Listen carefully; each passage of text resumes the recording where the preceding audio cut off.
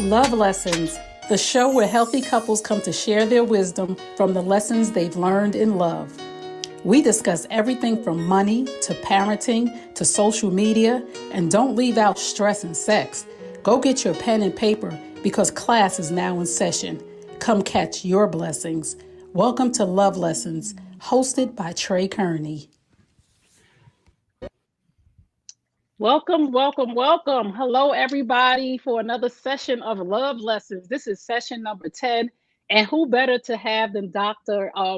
Dr. David and Eme Walker are in the building. I'm so excited to have them here. One, because they've been married for 38 years, soon to be 39. So get your pen and your paper because our guest instructors are about to enlighten you and help you grow. They're going to help you sustain, maintain, and remain in healthy relationships. Welcome, guys. Thank you. Thank you for having us. Yes. I'm so glad to have you here. So, first, congratulations on being married for 38 years. We really got to clap for that.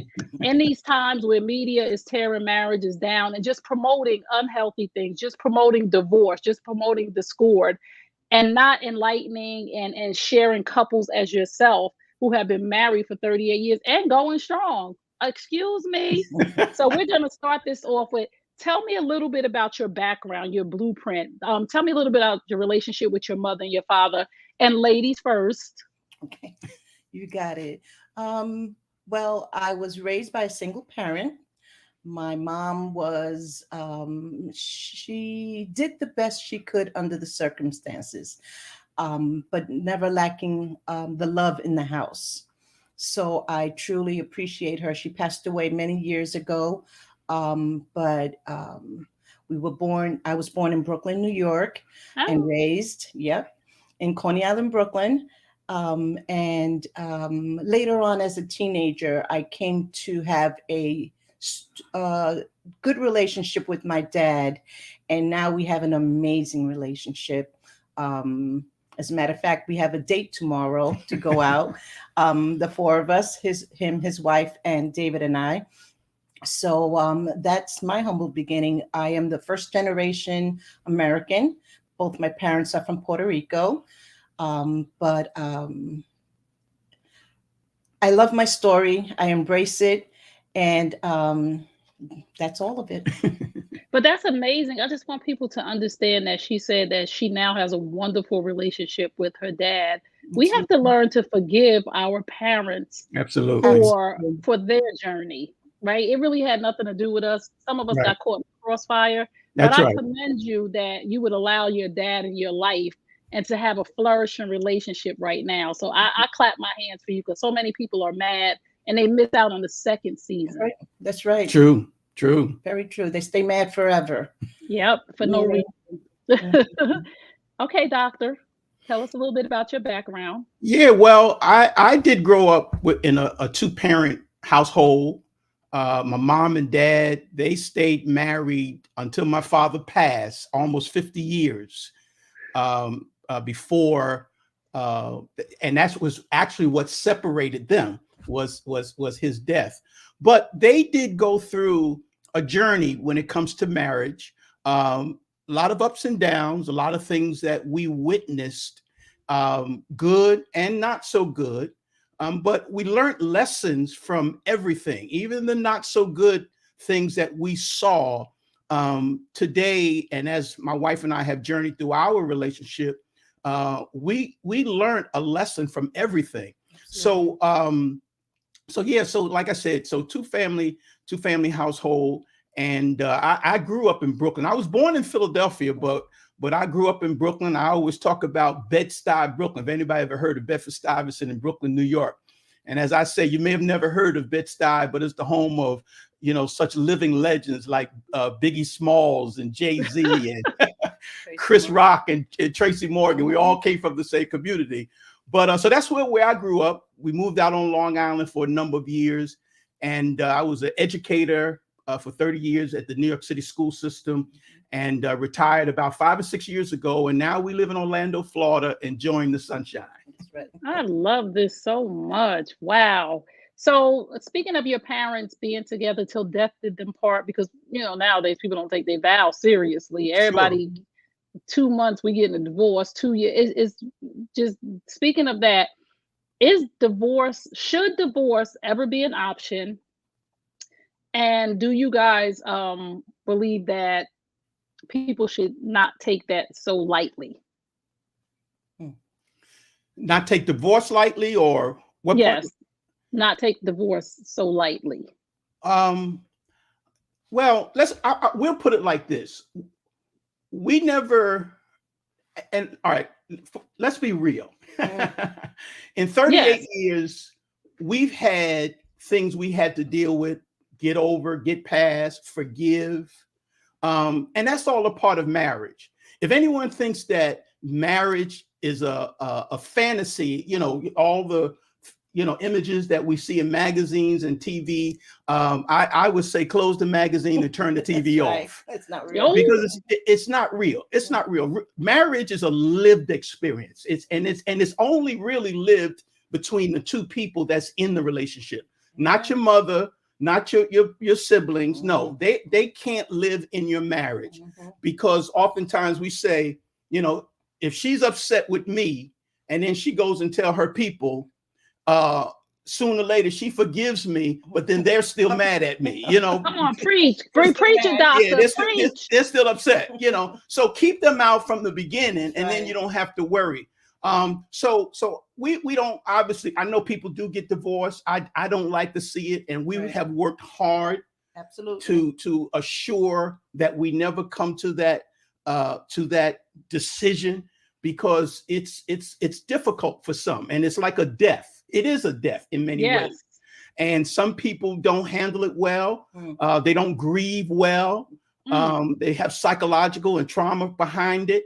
So we work hard, and we have worked hard for all of these years to make sure that we don't have to make that decision. That's right. I love that. Eme, you want to add anything? For me personally, divorce was never a word we spoke of. It was never an option.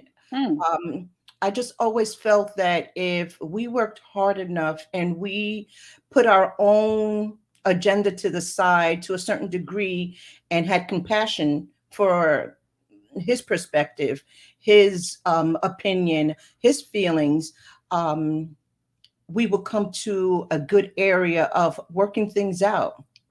So no, I think in the going on 39 years we've been together, I've never even considered divorce at all. Wee! And no, it's strange. We're weird. No, y'all not. Y'all are exactly what we need. Dr. David, were you going to say something?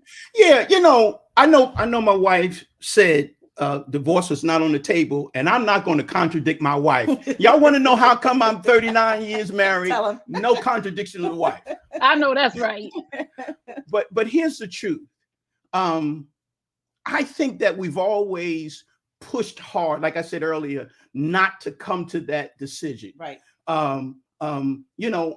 You may ask a question later, but since I'm thinking about it, I'll put it here now. Here's one of the many reasons why we stayed together, is because we've always had an I want to attitude. Right. Yes.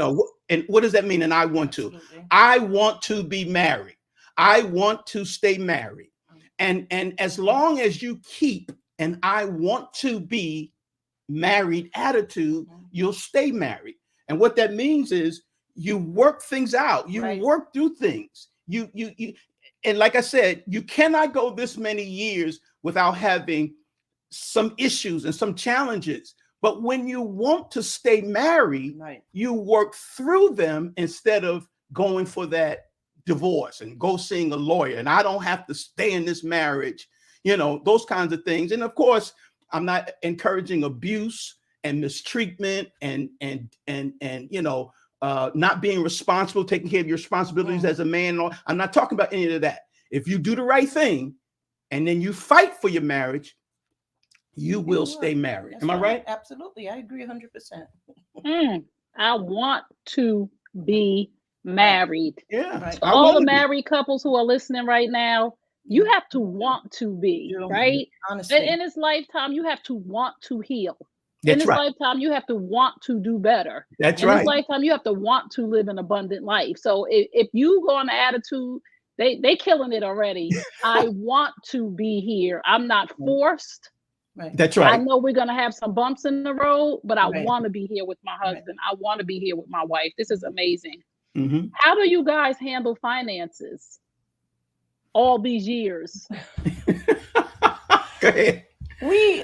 First of all, we talk about it. I think that's one of the major parts of when it doesn't work is that there's no conversation about it.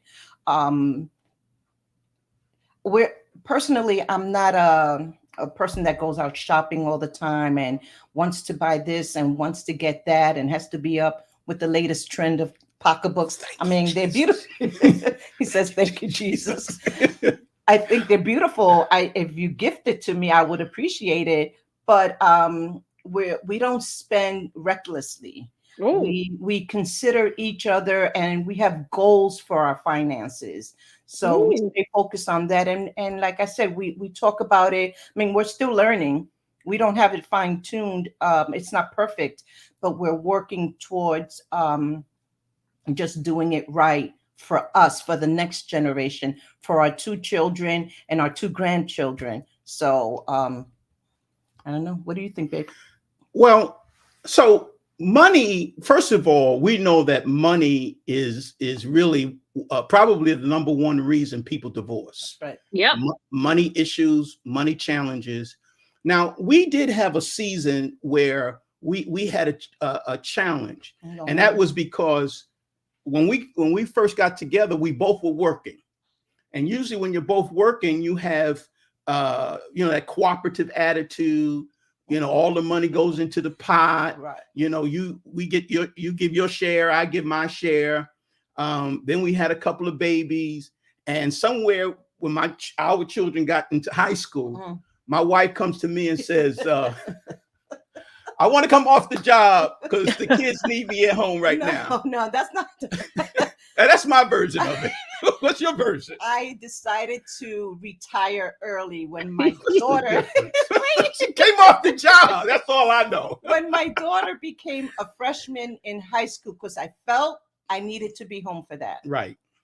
Now, Yes. Because I know her. Right. So she wanted to be home as a mom. But what happened was we had an economic shift. Yeah. There we go. And that was major. To go from 2 salaries, owning a home and all those different things to now 1 salary. And now I had to get myself together, because at first it wasn't that easy for me. It wasn't smooth. I'm just telling the truth in God's house. That's right. It wasn't smooth. It wasn't, and we had to kind of work through that thing.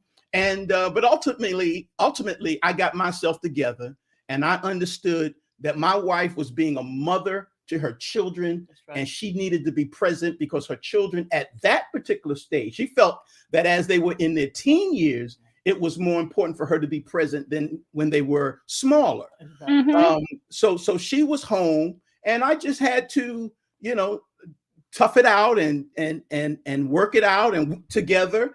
And we moved on. We kept going, and I became the sole breadwinner, and and even today, and we still are working our finances out, because obviously after having left the job early in retirement, because we're both retired, and as far as money, we're still managing that, but yet we're still getting through, and God is still good. Yes, he is. I love this. Oh my goodness. They said we don't spend recklessly. Y'all better stop spending recklessly. That's some of y'all problem. Y'all here spending money on pocketbooks with no money in them. With no And money. me saying, listen, if you get me, I'll take it. But I ain't about to spend more money on a pocketbook than I got in my bank account. And that's a lot of things that we do to impress, to keep up with the Other Joneses, people. to impress other people. Listen, I'm so happy that y'all both said we're still doing good. God is still sustaining us, and we're both retired. Come through with that, because y'all did something right? Because some people are working their fingers to the bone until death, and that's not how it's supposed to be. You're absolutely No. right. Yeah. And I think you really have to strategize. You really have to plan. Life doesn't just happen. It doesn't happen. And not just within marriage, it's in your finances. It's in everything that you do. You have to plan it out. You have to have as I say, a long view. You can't just see today. You have to see tomorrow. Right. And the better you can have a wider view of life, you'll be in a better position down the road than you are, in your present condition. So we have this word in the Bible, submission. And people always go crazy when they hear that word, right? People are like, I ain't submitting nobody, or why we gotta submit? What you gotta use that in the vows for? How do you guys respond to the word submission? You turned to me so quickly. That's her. Spotlight's on you. Go ahead. I don't have a problem with the word submission because I think I have a unique definition for it. First of all, culturally, I've been taught by just seeing family and other women in my family and culture that we're to take care of our men. We're to trust them to know better. Because I don't know, culturally, that's what Hispanic women do. But to me, submission also is being compassionate with. It's being empathetic to their perspective. Trusting the word of God that he has our, well-being, that's priority. So I never, even when, a lot of my sisters and family members say, oh, why don't you do this and why don't we do that? And I'm like, I got to check with David to make sure, what is he, the boss of you? Yes. Because, it's coming from people who are not married because they don't get it. But bottom line, I never had a problem with that word because I trust this man. I trust him with my life, with my heart, with we made 2 beautiful babies together, and Come God on, Eme. God is in it. God is in it. and let me respond, because yes, my wife, all that she has said is what she has done. But now here's the man part of submission. I've always taken the word submission because that, when you talk about submission, is a scripture in the Bible. I think it's Galatians 5:22, where come on, Pastor. where it talks about husbands love your wives, wives submit to your husbands. Right. But I've always taken the word submit as to come under the divine protection of. Okay. Divine protection of. My job was to protect this woman, to make sure that her roof was over her head, a roof over her head, bills paid, that she didn't have to worry about how things were going to be taken care of. Now, that didn't mean that we didn't have challenges and struggles, but she knew that I was going to be responsible to take care of her and the 2 children that we had. And it was no one's responsibility but mine. That's right. And so for me, submission is for her to come under my protection. I put her under my arms and I take care of her. And I think that has been the strength of our relationship. Yep. And because of that, I feel safe. I feel safe. So that's a good thing. I'm sorry, y'all. This is I'm so sorry. But listen here. Eme don't have a problem submitting because Dr. David is responsible. You have to have something to submit to. Right. So if you are resisting, and this is just my take on it, if you are resisting submitting to the man that you are with, he is not capable or responsible enough to be your husband. There you go. Or to be your wherever you're at in your relationship. So if you have a problem with the word submission, you should look at the person next to you. That's right. That's all I'm saying. Because submission should come naturally. That's right. Emmy said, I submit, and I don't care what they say. If they ask me up, I do gotta ask my husband. They could call me names all they want. I do gotta ask my husband. I'm safe. And here's another thing. And if I may, you didn't introduce me as a pastor, and I didn't say it before, but I am a former pastor. Oh, yeah. I knew you was a doctor. Well, I'm both. I see now. You go into that bio, you're gonna see a lot of things in there. Come on. It also says in Galatians 5:21, submit one to another. A lot of people skip over that part. And my job is also to submit to her. What does that mean for a man to submit? It means that I don't come home whenever I feel like it. Oh, I don't not call her if I'm going to be delayed to let her know everything is all right. Now, in all honesty, I haven't always hit the bullseye about it, but you can assure that it's not reckless. That is just like, well, I don't have to call her. And listen, I stay out as long as I want. No. That I'm supposed to submit to. And as a man, that means texting my wife, calling my wife, honey, this is what's going on. I'm delayed, whatever. Do you need anything before I come home? All that kind of language. Because again, when you have that want to attitude, these are the things that you do. Ooh, I'm gonna post that all over the land. I might have to rent me a billboard in Times Square. Because I'm not knocking the men. But I'm telling you, and Dr. David, you can speak on this. Yeah. Men have this ego based on the other men that they're listening to that, oh, you listening to her, or you got to check in, or you got to do this. What you just said was so key to so many people who are suffering in their marriages because their husbands are coming home when they want to.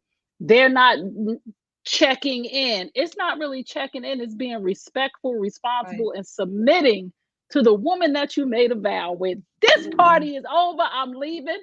No, I'm not. No, I'm not. And I want to speak to some of the brothers, because there are some men who really think it's less of a man to submit to your wife. Matter of fact, I think you're more of a man, because where your ego and your manness doesn't have to get in the way. There are times when I know how to be a man. And when I have to, machismo and ego and what's that? We got testosterone. I know all about that. But then I know when things are appropriate. And again, if the attitude that you have isn't getting you the results you should be getting, then you got to reassess yourself. That's true. You got to reassess yourself. If you just tuned in, you're tuned into Love Lessons. I'm here with our guest instructors tonight, Dr. David and Eme, and they are really killing it right now. They have been married for 38 years, soon to be 39, and they are really dropping some jewels. I hope you have your pen and your paper, and I hope that you're actually taking this in, not as somebody trying to make you feel bad about yourself, but as a way to strengthen your marriage. It is a wonderful thing that he said that I don't have a problem calling home and telling my wife I'm going to be late, or I don't have a problem saying, hey, this is what's going on. And our men have to understand it's not a sign of weakness when you have a good woman that is willing to submit to you. I love this. Let's talk about fair fighting. So we all have conflicts in our home, and I'm not talking about major conflict or if it's major, but I know we all have disagreements or we don't agree. How do you guys fight fair? No, I don't want to hog the conversation. We're fighting right now. I love it. You just witnessed that. Generally, if we have a disagreement or something we're being challenged with, and I'm upset, I require time out. I have to cool down, gather my thoughts, ask God to give me wisdom. But most of the time, right, we have to take a bit of a break. You go, you do something, and I go and I do something. But we're definitely going to bring it up again, and we're going to settle it. We're not going to leave it unresolved. Woo! Because unfortunately, and it's the nature of the flesh, when you leave something unresolved in a relationship, it grows. It's almost like a cancer. It gets worse. You get bitter. Another thought will come into your head, and you say, "Oh yeah, they did this also, and they did that also, and they should know better." And that's unfair. It's unfair to you and to your spouse. So it will get resolved. But me personally, I always need a timeout first to cool down. You asked a question about fighting fair, and this came to my mind. My wife is very emotional, and sometimes when we, when we at each other, a heated discussion, we'll call it. Yes. I can feel her emotions starting to bubble up, and at that point, because I believe in fighting fair, I understand that that's not the time for me to go for it. That's the time for me to step back and allow these emotions to subside. Right. There are men who would see that in a woman and they'll go right for the jugular because they know I got you, basically, and I'm going to come at you and I'm going to show you who's the boss. You over there crying in the corner and I'm standing on top of you. I'm showing you who's ruling. But in my mind, I see that she's very vulnerable right now because, again, I'm a man and there are times when my voice does raise. Not crazy. Come on now. I love this girl. Not crazy, but I'm a male. I'm human. And sometimes you can get a little aggressive. But when I sense that my wife is reaching an emotional level, I know that I've got to back up because I don't want to now bruise her. Because remember, I'm in this thing for the long haul. Right. And you can have one situation where you can bruise somebody and that bruise can last for a lifetime. And that's not the game that I'm in or that we're in. Right. And plus you can't communicate well when you're an emotional mess. Yeah. You can't be reasonable. You can't be objective. You can't be respectful. So you have to take a break and back off a little bit, both for the sake of the relationship. They are dropping some gems tonight. You do not want to bruise her. Right. That's right. I'm about to put that in my prayer. God, do not send me a man that's going to bruise me. Right. I'm serious. Don't send me a bruiser. Don't send me a bruiser, please. I'm so serious. People don't understand how powerful words are. And I'm going to absolutely add that to my prayers because that is big right there. And the way you said it makes so much sense to me. And sometimes those bruises don't ever heal. And this is why we have these unhealthy relationships. And another thing that Eme said is it has to be resolved. We don't want to pile stuff on top of stuff, on top of stuff, on top of stuff. So we're bitter and we just can't get to the bottom of what really started it. Right. That's true. And a therapist I went to years ago called it dish piling. Okay. She said, you got to deal with the one dish in the sink. You can't pile something else on top of it and something else on top of it. The dish on the bottom is getting neglected and crusty and you add something else and something else. So we have to stop dish piling in order to always resolve. So we're starting on a flat plane. I love that, Eme. I love it. Let's talk about opposite sex friends along your journey. How did you guys feel about having opposite sex friends? Were you okay with Eme having opposite sex friends or were you okay with Dr. Walker having opposite sex friends? Am I going first or you going first? Well, my answer is easy. He doesn't have a problem because I don't have any friends. Well, I'm your friend. I don't have a lot. I mean, my circle is very small. Yes. Because it just is. It's not that I have trust issues. I just, and I'll speak to anybody and everybody. I'll make the girl at the store laugh and the guy at the gas station. I'll speak to everyone, but close friends. And plus we've been out here for 5 years now. So we've, I love all my neighbors, But as far as having a male friend, I don't think, David, you've never showed me that you had a problem with me having male friends. When I was working, 90% of the staff was male, and I don't think he's ever had a problem with it, right, babe? Yeah, I never have, because it was just, I mean, she's a pretty girl, has all oh, somebody's phone. Somebody, it's only two My of us. phone. It's only two of us. She's always been a pretty girl, but I've never felt intimidated that that I was going to lose her, somebody was going to take her away from me, or any of that.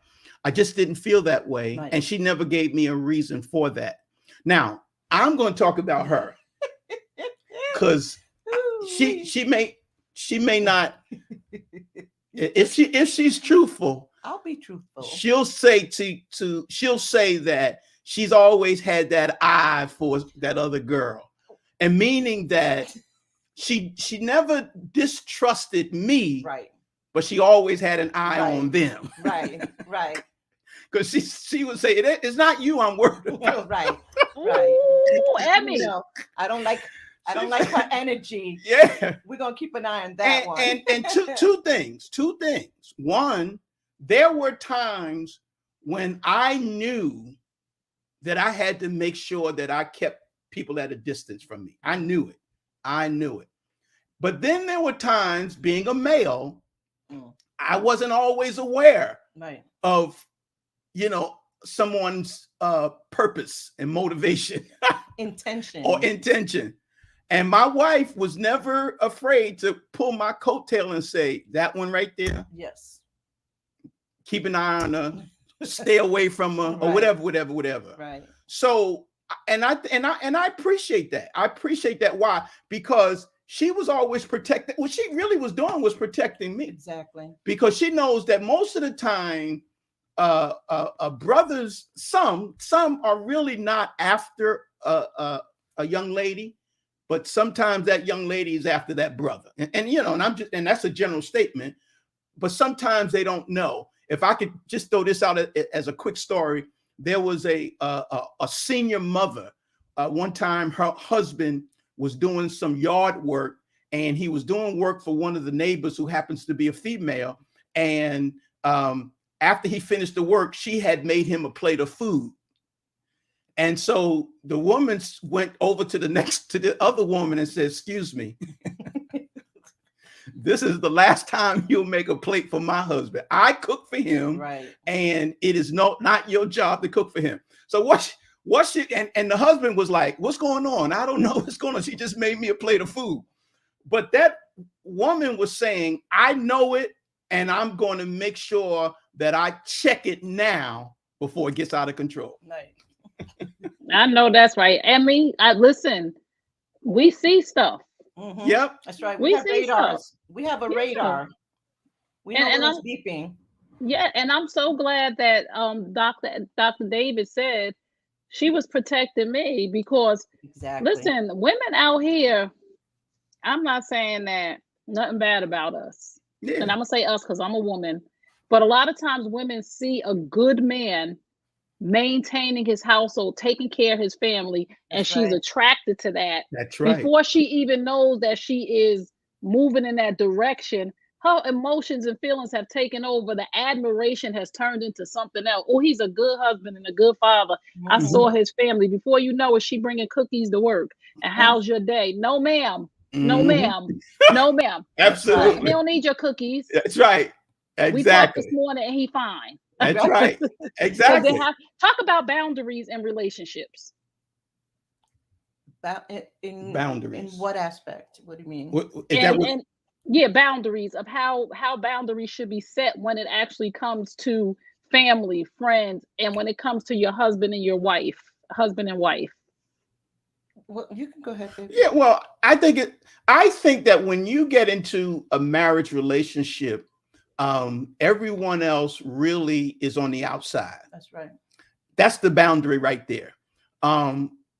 We're always going to allow you in because you're family. your siblings, your aunts, uncles, whatever it is, in-laws.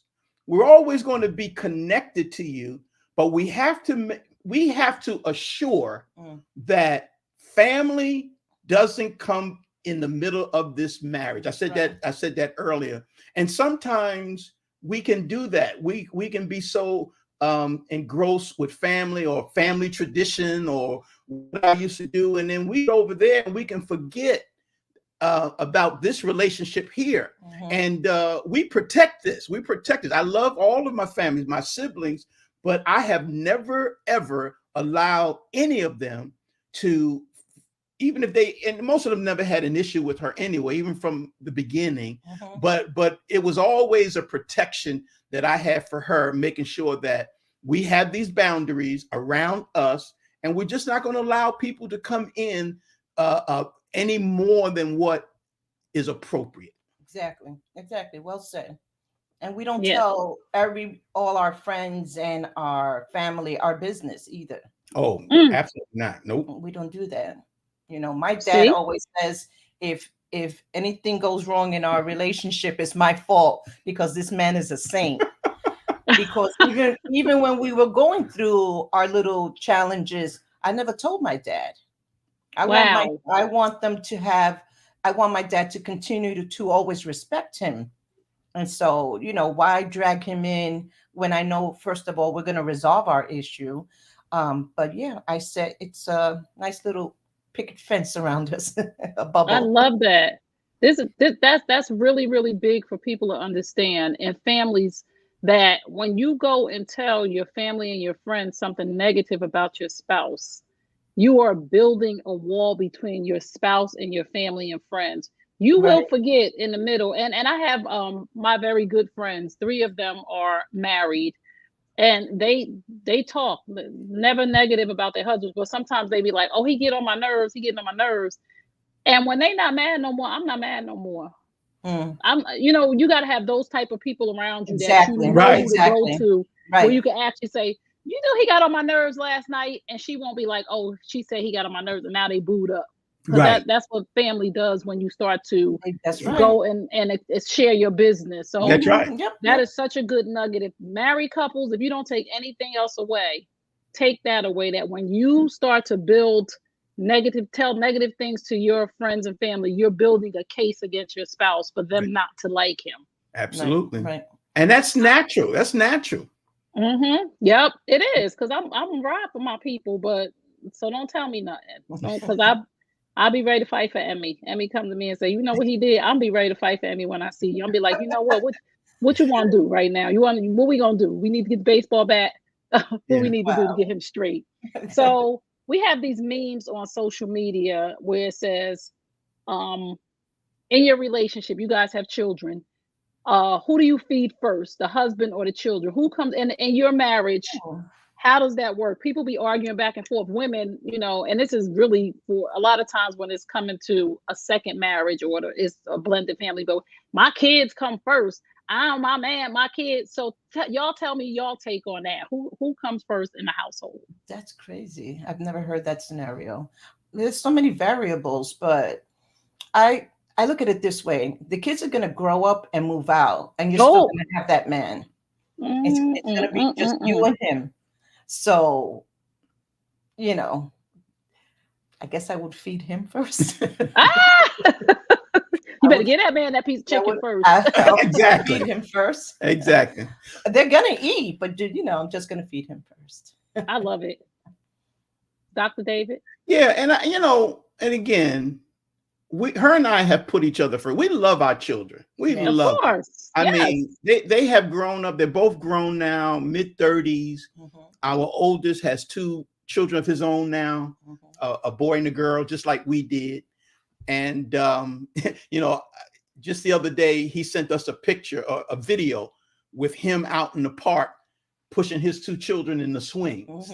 And of course, that brought, a smile to our face because my son is doing what we did for him. We took care of them as children, and now they are what is it called? Pushing it forward, paying it forward, and he's doing the same exact thing. But we put ourselves first. Our children didn't come before each other. Right. Now, and you don't have to be aggressive about it. Right. Your father's first, your mother. You don't have to be all of that. Right. You just don't allow your children to come ahead of your marriage. That's all I'm saying. Woo. Right? I agree. Yeah. 100%. I agree, and I really want because they leave people. That's right, girl. Eme said they leaving. They and they gone, right? They well, gone at least now. one is. Well, it's One true. is. Right. Well, they leave. Yeah, they leave. They go and they have their own families. And trust me, if your son gonna put his wife first, Yeah, dad, y'all and he should. I hope y'all so. gotta understand that I got this going on over here. I'm gonna see y'all when I see y'all. Right. So we got to look at it from that lens of, would I expect him to put us before his wife? So he shouldn't expect me to go ahead, Dr. David. See, it really doesn't have to be an issue. Right. You know, why is it an issue? It's an issue because, now listen, you talked about a blended family and all that kind of stuff, and really that shouldn't even matter. I think that but I do think that that's a different scenario that you have to deal with. It's more complex, and I will admit to that. Again, in our situation, same couple married, same children, and so our children, I don't believe they've ever felt like, well, mommy don't care, she we got to do for daddy. I don't think we've ever arrived to that point. Right. Even though we were first to each other, I don't think our kids ever felt second class to us. Right. Woo. Right. That's very true. Come on now. Come on. You didn't put your preacher hat on tonight. See, you know what? I'm not even messing with you tonight because you guys are really hot. killing it. He's hot tonight. He is. I'm telling you, Eme, like, come on, baby. Come on. Listen. I appreciate you guys' transparency more than anything for sharing on this journey, because it's not easy to be in front of a camera sharing your life with strangers, basically. And I just want the people who are in blended families to understand that even if it was your children together, they don't come before the union of marriage. Yeah. It's not neglectful. It's not abuse. Even if they're not your children together, the new wife doesn't have anything against your children. Right. The new husband doesn't have anything against your children, because if it was both of your children, it would be the same standard. And I think we forget that. So I want couples who are going through this right now to understand that you guys just said, we've never made our children feel second, but we've always known that we've been first. That's right. Because we were together before they came. And we're gonna be together when they leave. Absolutely. Yeah. Because one's gone, and them kids don't be caring when they go on. They be like, all right, I'll see you when I see you. That's it. So let's talk a little bit about through the vows, through sickness and in health, through love, through till death do us part, through the good and the bad, through richer and for poorer, right? Tell me how you guys, I know there's been probably grieving in your relationship because you've been together for so long. Tell me how you support each other through those rough times. Well, each one of us has buried a parent. I've buried 2 siblings as well. And it was nothing but absolute support. I mean, you don't think twice about it. It just comes natural. And the grieving process can be a challenging one in a marriage. Yes. So you have to be mindful to give the space when it's needed. Just sit there and listen when you need to do that. And also stay in prayer so that God can use you to help that person through those challenges. Right now, as a matter of fact, we're dealing with my health that's affecting our relationship. And David's being at the absolute best about it. We do have moments where I wish I could do things that I'm not capable of, and I feel guilty. But ultimately, he'll reassure me that there's nothing to be guilty of. If we can't do it, we just can't do it. So, those vows, they mean something. And I think that we should constantly remind each other of that. Here's what I have to say about wedding vows, because I've had my share when I stood in front of two people and I said, repeat after me, repeat after me. And in reality, now listen to me carefully. Don't throw anything at the TV or at the screen. At the screen. At the time people make their wedding vows, again, really, they're doing nothing but repeating what the preacher has asked them to say. Okay. So at the time, wedding vows do not have meaning. Wedding vows will only have meaning when you're in the crisis. It's when the crisis come that when till death do us part. It's when the crisis come that's sickness and health. Right. Because at the altar, we're happy to be married. Right. This day is coming. Right. Preacher, whatever you say to me, I'll say it. Right, I do. I do. Whatever. But it's not then that they have meaning. It's in the middle of the storm. Right, throughout. So while you're in it, that's when the meaning and the purpose of vows should come into play. And then, of course, you should now understand what you said. And it's really not so much as the words as the action. I didn't do with her because I remembered the preacher said in sickness and health. I forgot what he said, as a matter of fact. All I know is my wife. So all I know is that my wife, in her present situation, she needs me. And I have to be there. I have to be there. That's what I understand, because I'm in the middle of this right now. And this is what's needed. So somebody said, well, when I said my wedding vows, I meant it. And I argue and say, it's just a bunch of words. Tell me the meaning of it when you're in the storm. Tell me when you were going through hell. Tell me when he didn't do what he was supposed to, you're angry. If you're making it through that, that's when those vows have meaning. Right. Exactly. Ooh, it's in the crisis. That's a sermon. It's in the crisis. Come on, you're gonna have to do a sermon on that. I'm sorry. You got to come, you got to take your hat off and put your other hat on, and you got to do a sermon on that. I'm not even playing. I'm so serious. I'm gonna invite you on a Sunday on my platform. Right? Get it together. It's in the crisis. It's in the crisis. It's in the crisis. That's when people show up and show out, or don't show up and show out. I love this. In the crisis.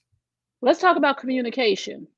How important has communication been in your relationship? Me first. To me, communication is constantly evolving and growing.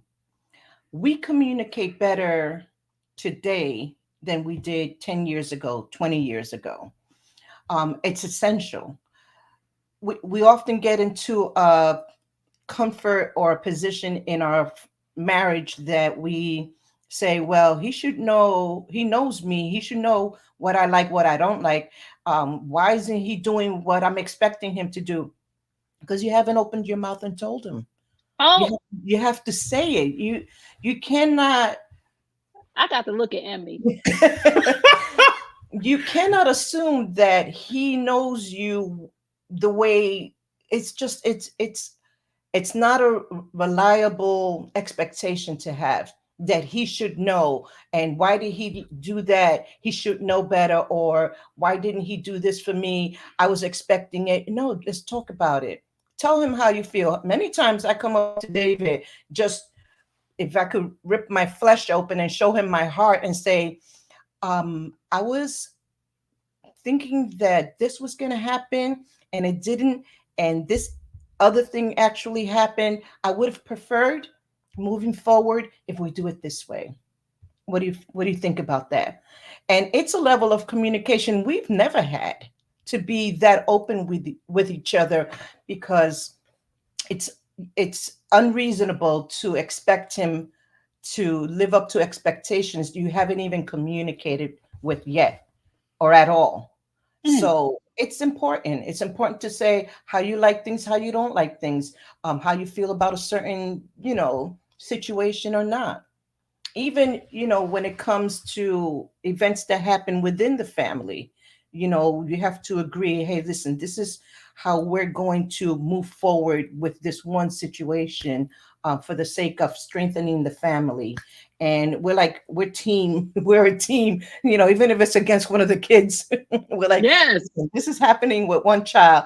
I'm letting you know right now, this is what we're going to do. How you feel about it? It's like being coaches for a football team or something. I know that's right. Yes. We have to communicate and lock arms so that we can accomplish it, because we'll be stronger together if we do it that way.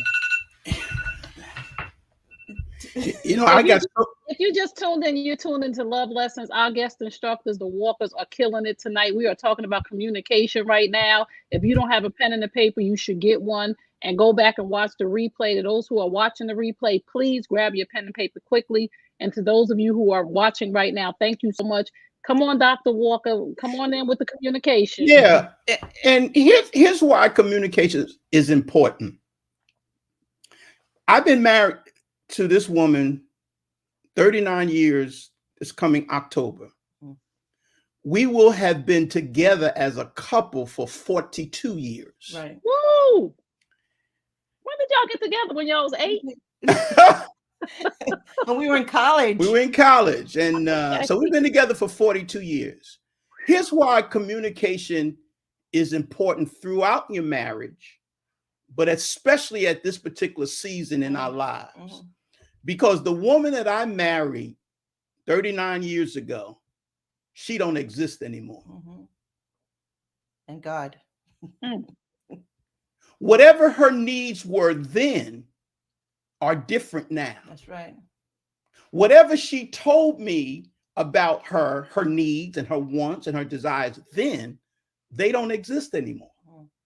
So it's needful for her to communicate to me now what her needs are, right, and vice versa, right, because they're no longer the same. Now, yes, you learn as a man, you learn, you grow, and some things you can sense. Right. There's a lot of her needs I can sense. I know because I've been with her so long. But as a man, you cannot know everything by intuition, right, because you're not a woman. Right. And so men oftentimes look through a male lens. And if you look through a male lens, you'll never see a woman for who she is. So you need a woman to talk to you. You need a woman to communicate to you, because you're going to always, and especially at this stage of the game, right, you're going to make some big mistakes in your choices and your decisions, because you think you know what she needs. Right. But the only way for you to really know is for you to say, what do you need? Right. Tell me. Right. So I'll know. And I have no problem at this stage of the game asking her ahead about things, because I don't want, we don't have time for hit and miss now. Right. We've been in this game too long. Do-overs. Right. Do-over. What do you need? Talk to me. And we sit down. Sometimes it's a necessary sit down. And then I don't sit down just to like, oh, I wish this is over. No, I have to sit down and listen, right, and hear and respond, and then make sure I know and be clear about what her needs are, and that's vice versa. And I think that that's another reason why we continue to go strong, because we allow our communication to be open. right, We allow ourselves not to be, when you get this, our age, I don't know whether the people see it, but I don't have a problem with telling our age. We're both in our 60s. That's right. Yeah. Y'all look good. Thank you. And so sometimes when you get to this age, you can become stubborn about things. I ain't doing that no more. And when I first married her, I would come home, I say, honey, what's for dinner? Oh, she said, I made some chicken and some rice, and we got this, that, and other. Arroz con pollo. Now come on, hey, honey, what's for dinner? She said, well, what you making? Right, what you cooking? What you ordering? There's the pots. Look in the refrigerator and see. Tell me, you let me know what's in a half an hour what's for dinner. But all I'm saying is that you change. You do change. You change. You Absolutely. become a different person, and you have to communicate things so that way you both know where you are. And that's the only way to keep going, is to put it on the table and let's talk about it. Right. You're up to date with each other's changes. Yeah. I changed too. Yes. Yeah, I had to mute my mic because I was over here screaming. No. And I do want to share some clips of this. And sometimes in the background, I'll be screaming and hooting and hollering. But I had to just mute my mic because y'all are really, really enlightening the people. And again, I thank God for using you guys in such a mighty way. You may not hear yourself right now because when we're in these moments, we don't really hear the nuggets that we're dropping until we think back like, well, I didn't even know I said that. But I think that you are really helping marriages right now by saying, you know, usually when we get to a certain age, we get complacent, or we get to a certain age, say, she ain't going nowhere, he ain't going nowhere, and I ain't doing that no more. You know what I'm saying? And we can't do that to each other. Go ahead, Dr. Walker. When you say that, and I want to get this out because I don't want to forget to say this. If you ask me, when is the most dangerous time for marriage, you know, for a marriage to fail? You know, somebody may say in the first 3 years, you know, the first 7 years, you know, you get that 7-year itch. But here's the answer to that. The most dangerous time for any marriage is always the current season that it's in. This young lady and I have been married 39 years, and we are now in the most dangerous season of our marriage. Somebody say, well, how could it be dangerous after being together for 39 years? It's dangerous because if we're not paying attention to it now, it can be over in a blink of an eye. It doesn't sustain itself on its own. That's right. You must maintain. That was a word you used in your intro. You must maintain the relationship in the marriage. So we sense that we are in our most dangerous time now. And because of that, we work just as hard today as we did yesterday, because there are plenty of people who get 25, 30, 35 years of marriage and it falls apart. Why? Because they didn't recognize that they were in the most dangerous season of their marriage. And that's always the current season that you're in. See that?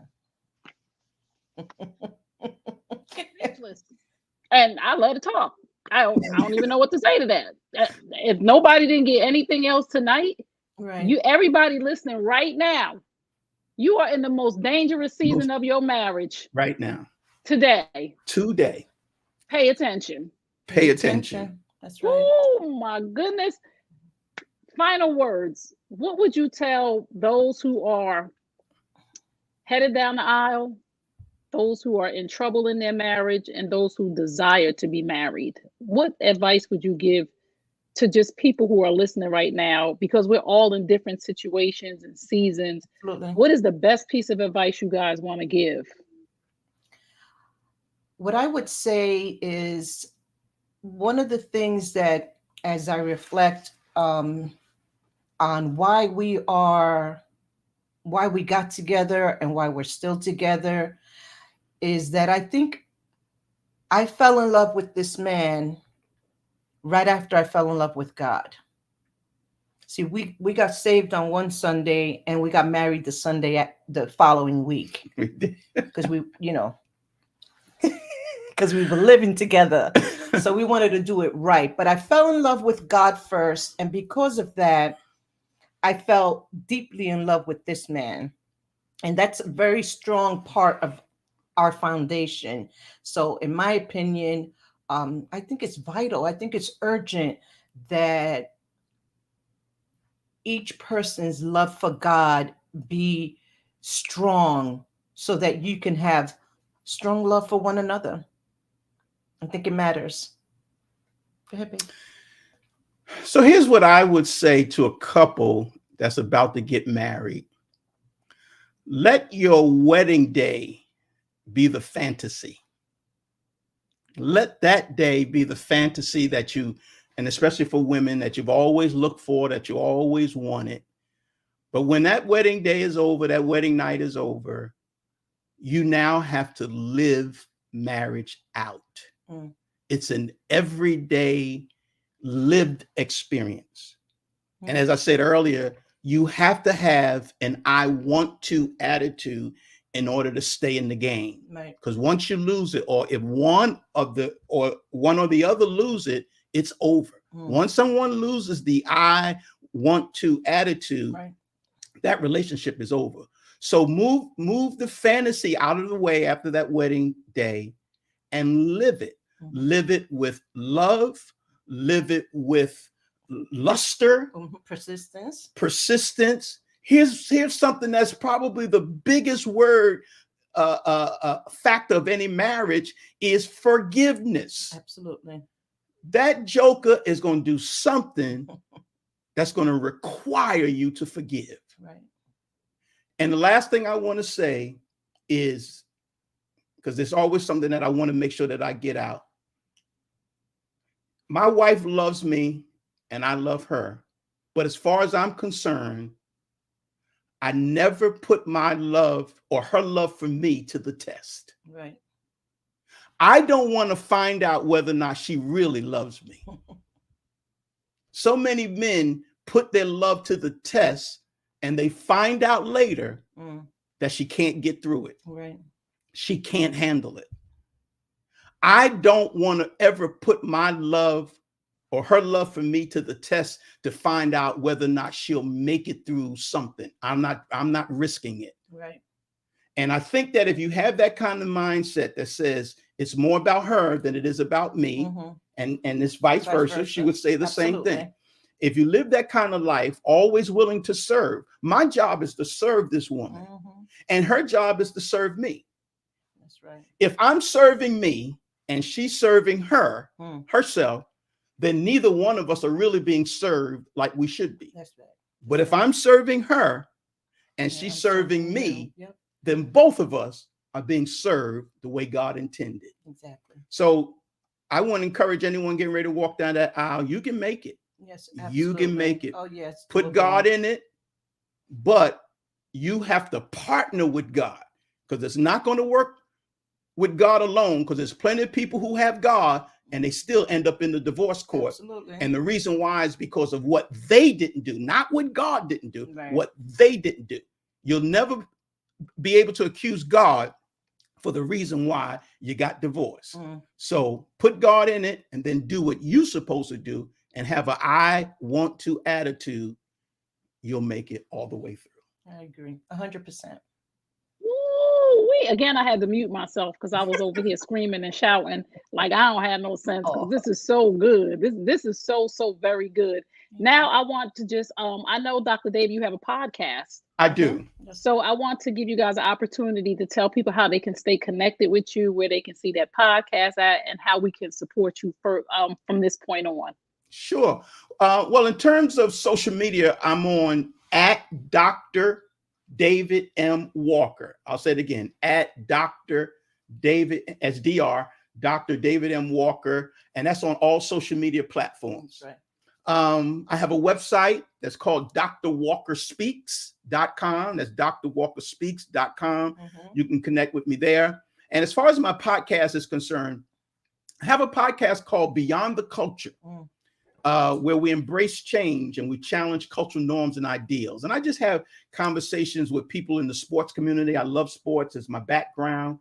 So I talk to like Olympic athletes, professional athletes, coaches, and we talk about how they went beyond the culture, how they overcame obstacles and challenges to be successful in life. And I have a lot of inspiring stories that give a lot of strategies and tips on how to overcome things that you may be going with. So that's Beyond the Culture. You can get on all the podcast platforms like Apple Podcasts, Spotify, so and so forth. And then lastly, I have a YouTube channel, again, Dr. David M. Walker, and that's on YouTube. Oh, my wife said, don't forget to mention my book. I have a new book coming out, not until probably in June, but it's called, I don't forget, The Champion's Mind. Yes, right. Wow. The Champion's Mind. Right. How to Defeat Giants and Win. And you'll see it on my website. Yes. It's not ready yet for pre-sales, but it will be in the next few weeks. It's almost done. It's almost done. Oh my goodness, congratulations. And Thank you. you see how your support system kicked in? You see how your girl was like, don't forget your book. Listen, This is what I'm talking about. This this is is when my you guys, ride or die right here. that's what it needs to be. Like, this is the support that we need to support each other. I Right. just want to thank you guys with all my heart, not from the bottom of my heart. I just want to thank you guys with all my heart for everything that you shared. This was such a beautiful moment and just a wealth of knowledge and positivity.